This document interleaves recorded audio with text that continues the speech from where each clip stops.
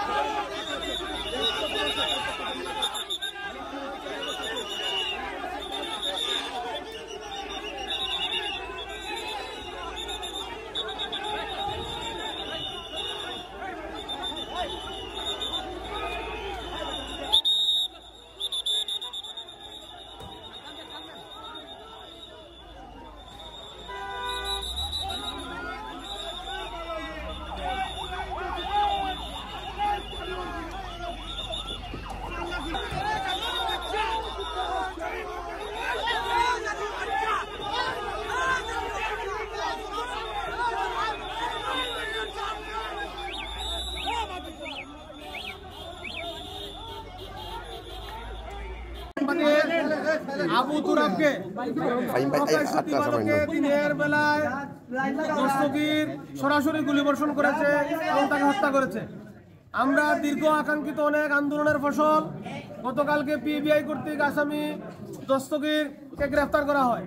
আজকে তার রিমান্ড চাওয়া হয় 7 দিনের। আজকে রাষ্ট্রপক্ষে আমরা ছিলাম, বাদীপক্ষে আমরা ছিলাম, আইনজীবীরা ছিলেন। তার পক্ষে রিমান্ড শুনানি হয়েছে, আদালত আমাদের কথা শুনেছে, আদালত 5 দিনের রিমান্ড মঞ্জুর করেছেন।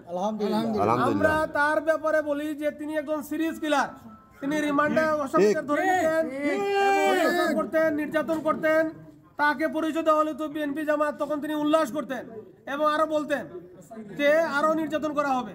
আমরা তার এই রিমান্ডের ব্যাপারে কারা কারা জড়িত আছেন ভালো করে ইনভেস্টিগেশন করলে, তাকে জিজ্ঞাসাবাদ করলে তাহলে বিষয়গুলো বের হয়ে আসবে এবং এই ঘটনার সাথে কারা মাস্টার মাইন্ড, কাদের নির্দেশে ঘটনা ঘটেছে, এই ঘটনায় আরো কারা কারা সম্পৃক্ত। এই মামলায় 18 জন এফআইআর আছেন, 200 থেকে 300 জন আছেন অজ্ঞাতনামা।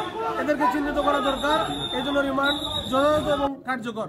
আমরা তার রিমান্ডের পক্ষে ছিলাম। আমাদের এখানে পিপি সাহেব সহ আরো গুরুত্বপূর্ণ নেতৃবৃন্দরা আছেন, আমরা আইনজীবীরা ছিলেন। আমরা সকলেই তুরাব হত্যাকাণ্ডের সুষ্ঠু এবং ন্যায় বিচার নিশ্চিতের জন্য রাষ্ট্রের কাছে জোর দাবি জানাচ্ছি।